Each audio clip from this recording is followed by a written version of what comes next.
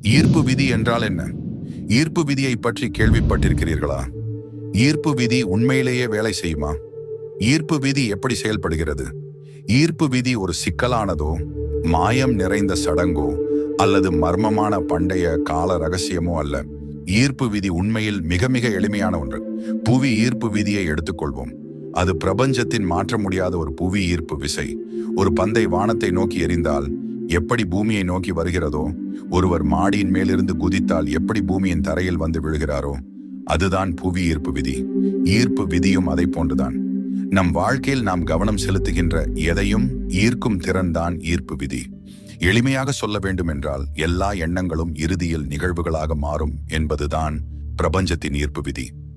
ஈர்ப்பு விதி இன்னும் எளிமையாக சொல்ல வேண்டும் என்றால், ஒருவர் தன் வாழ்வில் ஒரு இலட்சியம் சிறியதாக இருந்தாலும் சரி, பெரியதாக இருந்தாலும் சரி, அந்த இலட்சியத்தை அடைய, அந்த இலட்சியத்தை பற்றிய தொடர்ந்த இடைவிடாத சிந்தனைகளோடு அதை என்னால் அடைய முடியும், அந்த இலட்சியத்தை கண்டிப்பாக நான் அடைவேன் என்ற நேர்மறையான சிந்தனைகளோடு செயல்பட்டு எப்படி அந்த இலட்சியத்தை தன்னுள் ஈர்த்து எப்படி அடைகிறாரோ, அதுதான் ஈர்ப்பு விதி.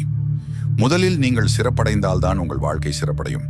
எடுத்துக்காட்டாக, நீங்கள் ஒரு நிறுவனத்தின் சிறந்த தலைவராக வேண்டும் என்றால் முதலில் நீங்கள் சிறப்பாக செயல்பட வேண்டும். ஆகவே உங்கள் எண்ணங்களை பொறுத்தே நீங்கள் நல்லவைகளை ஈர்க்கிறீர்களா அல்லது கெட்டவைகளை ஈர்க்கிறீர்களா என்பது முடிவாகும். நீங்கள் நேர்மறையான சிந்தனையோடு நல்ல எண்ணங்களோடு செயல்பட்டால் நல்லவைகளை ஈர்ப்பீர்கள். எதிர்மறையான சிந்தனையோடு கெட்ட எண்ணங்களோடு செயல்பட்டால் கெட்டவைகளை தான் ஈர்ப்பீர்கள். எனவே நேர்மறையான எண்ணங்களுடன் நல்ல விஷயங்களை ஈர்க்க முயற்சிக்க வேண்டும். ஈர்ப்பு விதியில் ஆழ்மனதின் பங்கு மிகப்பெரியது. ஆழ்மனம் எப்படி செயல்படுகிறது என்பதை சில எடுத்துக்காட்டுகள் மூலம் பார்க்கலாம். ஒரு வாகனத்தை வாங்க ஆசைப்பட்டிருப்பீர்கள். அந்த வாகனத்தை நீங்கள் வாங்கி ஓட்டுவதைப் போல எண்ணங்கள் ஓடியிருக்கும். அந்த வாகனத்தை நீங்கள் பயன்படுத்துவதைப் போல எண்ணம் தோன்றியதற்கு பின் முன்பில்லாத அளவுக்கு அடிக்கடி அந்த வாகனம் தானாக உங்கள் பார்வையில் பட்டிருக்கும். இது எப்படி நடந்தது? அந்த வாகனம் ஏற்கனவே சாலைகளில் நிறைய ஓடிக்கொண்டிருந்தும் நீங்கள் அதை கவனிக்கவில்லையா? அல்லது நீங்கள் அந்த வாகனத்தை வாங்கி பயன்படுத்தியதாக எண்ணிய பின் நிறைய வாகனங்கள் கண்ணில் பட்டதா? ஆம், அந்த வாகனம் உங்கள் ஆழ்மனதில் பதிந்ததால் தான் அடிக்கடி உங்கள் கண்ணில் பட்டது என்பதே உண்மை. இரண்டாவது, ஒரு இருள் சூழ்ந்த இரவு. அளவு கடந்த இடி மின்னலுடன் மழை பெய்கிறது. கணவன் அதை பார்த்து மனைவியிடம், பார் எப்படி படுபயங்கரமாக உள்ளது இந்த காட்சி என்கிறார். அதை கேட்ட மனைவி, இல்லையே பாருங்கள், அழகான மின்னல் ஒளியுடன் சாரல் மழை பொழிவது எவ்வளவு ரம்மியமாக உள்ளது என்கிறார்.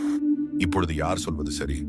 ஒருவரின் பார்வையில் பயங்கரமாக உள்ள அதே காட்சி மற்றொருவரின் பார்வையில் ரம்மியமாக உள்ளது எனில், நம் எண்ணங்களை பொறுத்தே பிரபஞ்சம் நம்மிடம் செயல்படுகிறது. நீங்கள் எதை எதிர்பார்க்கிறீர்களோ, எது உங்கள் ஆழ்மனதில் பதிகிறதோ, உங்கள் ஆழ்மனதில் பதிந்த எந்த காட்சி ஆற்றலாக பிரபஞ்சத்தை அடைகிறதோ, அதைத்தான் பிரபஞ்சம் நிகழ்வுகளாக நமக்கு திருப்பி அளிக்கும். உங்கள் எதிர்மறையான எண்ணங்களை நீங்கள் உங்களுக்குள் மட்டும் வைத்துக் கொள்ளாமல் அதை மற்றவர்களுக்கும் எப்படி பரப்புகிறீர்கள் என்பதை பார்ப்போம்.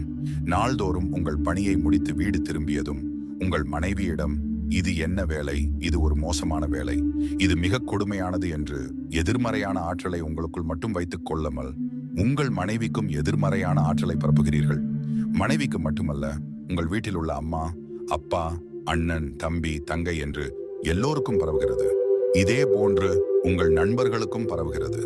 அவர்கள் அதை மற்றவர்களிடம் பரப்புகிறார்கள். உங்கள் எண்ணங்களில் உள்ளதையே நீங்கள் ஈர்க்கிறீர்கள். நல்லவற்றை ஈர்ப்பதா அல்லது கெட்டவற்றை ஈர்ப்பதா என்பது உங்களிடம்தான் உள்ளது. சரி, நீங்கள் நல்லவற்றையே ஈர்க்க விரும்புகிறீர்கள் என்று வைத்துக் கொள்வோம். நான் நல்ல மனிதனாக வாழ வேண்டும் என்று வேண்டிக் கொண்டேதான் இருப்பீர்கள்.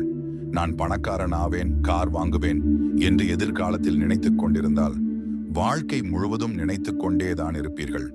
அதை நீங்கள் என்றுமே ஈர்க்க முடியாது.